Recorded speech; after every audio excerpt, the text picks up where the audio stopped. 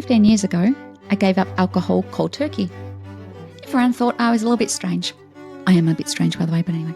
It turns out it was the best decision I have ever made.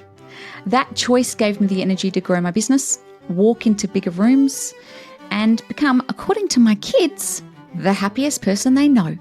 Isn't that cool that your kids think that you're the happiest person they know?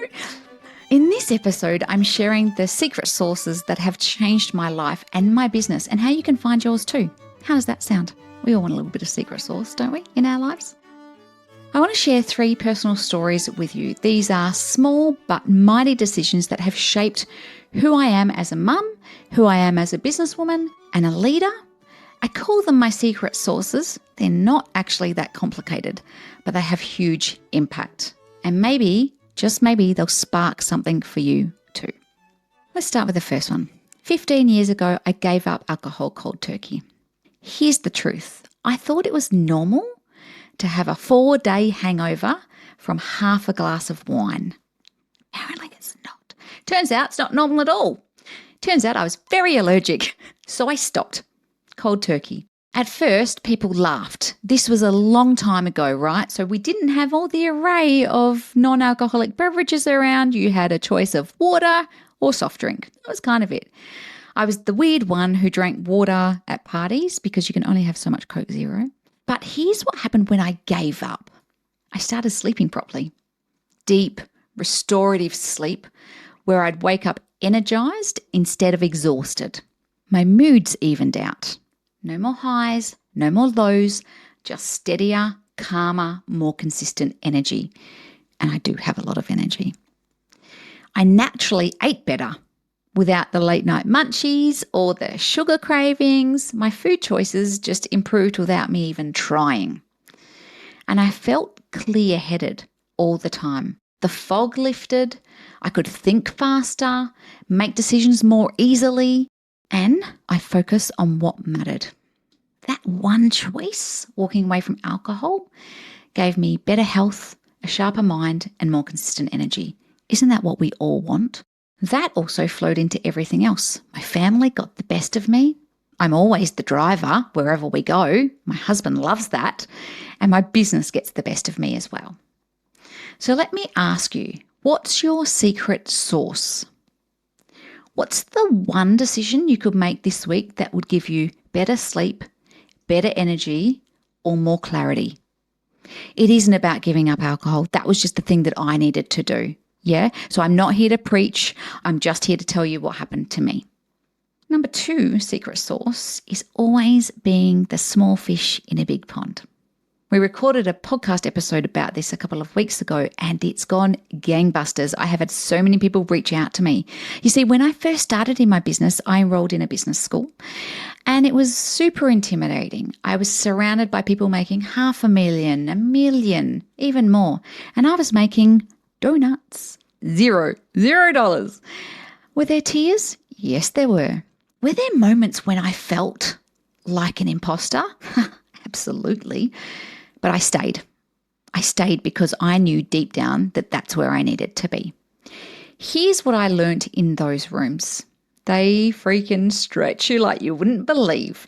You start thinking bigger just by being around people who've done things that you didn't even know were possible. They humble you, you realize you don't know it all, and that's exactly what pushes you to grow. For me, I had an extra thing because I have always been brought up with the narrative that I'm not that bright. So it was an extra chunk on top of that, right? And I've had to work through that. And they change your standards. What once felt impossible becomes normal because everyone around you is doing it. And as my business grew, I had to keep finding new rooms where I wasn't the leader. I mean, I'm a great leader, don't get me wrong, but even leaders need bigger rooms, right? Rooms where I knew the least, rooms that made me so uncomfortable. My skin was like, yeah, what am I doing? But there's magic. That's where the magic happens. The new ideas, the new connections, the new inspiration. That's what fuels growth. So here's my question for you. Are you in the right room? If you're always the biggest fish, you've outgrown it. Maybe it's time to find a bigger pond. Number 3, the happiest person they know. This third one is so close to my heart. And when my kids said it, and they've said it multiple times now, I have started to actually believe that I am the happiest person out there, right? My kids often say to me, Mum, you're the happiest person I know. Isn't that delightful? They know a lot of people. So I feel like that's one of the best compliments as a mum you could probably receive. Now, just to be really clear, I am not happy every single minute of every single day.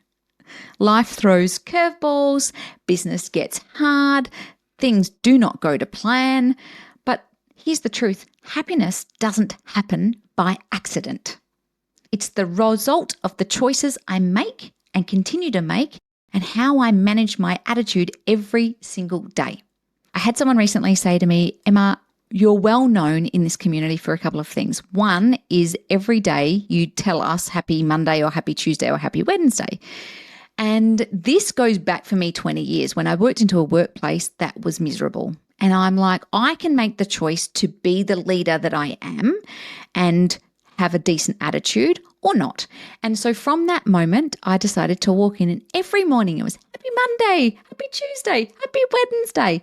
And that has carried me through for 20 years. Apparently Serena does it as well. It's so random that both of us do it, but anyway.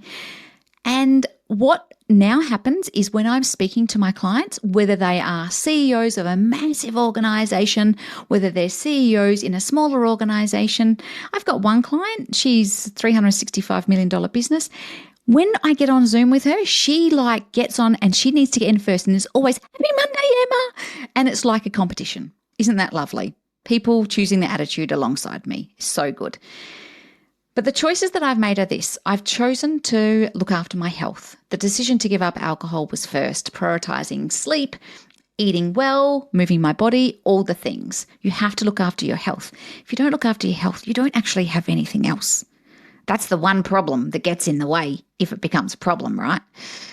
I am choosing always to stay curious, walking into the bigger rooms, even when it made me feel uncomfortable, trying to understand someone if they don't have the similar point of view to me, all the things around trying to stay curious.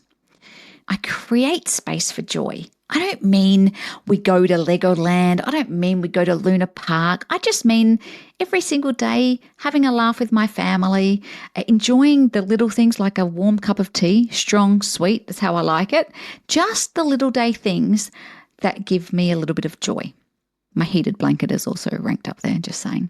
And then finally, choosing to protect my energy, setting boundaries, carving out CEO time, saying no when something doesn't align and not feeling bad about it. It's all around protecting my energy. And because of those choices, my kids don't just see a mum who's busy running a business, although I am busy running a business, but they see a mum who's laughing, I'm present, I'm energized, and I'm genuinely happy. But ladies, it is an inside job, not an outside job, right? You have to make the choice. And I see so many women going through life and they are unhappy. And I'm just like, just fix it. You have the capacity to fix it. And I want to ask you that. If the people closest to you were asked to describe you in one sentence, what would they say? And if happy isn't there, what might you change to make it true? And does it even matter if we're happy? I feel like happiness is so underrated, so underrated. So there you have it, my 3 secret sources: giving up alcohol for better health and clarity, and none of those 4-day hangovers. Also, no lifts in the back of a divvy van from a police officer, but that's for another day, another podcast episode. Number 2, putting myself in bigger rooms for growth. And 3, choosing happiness through intentional decisions. None of these changes have happened overnight, by the way. Step by step, they have shaped the way that I live, the way that I love my people, and the way that I lead my people, right? So what's your secret sauce? What's one decision you could make this week to give yourself more energy, more growth, or more joy? And if you're ready to step into a bigger room, a bigger space, we have a couple, just 2 spots available in our VIP one-on-one coaching with me. That's a 12-month commitment for people who are go-getters. You get access to me. We have monthly sessions. You get recordings. You get to come to Go-Getters Day. You get to come to all the things. And you get to grow into whatever the next version of you is, because we don't want to just stay stagnant, do we? Your secret sauce could change everything. Find it, honor it, and let it fuel the life and the business that you truly want.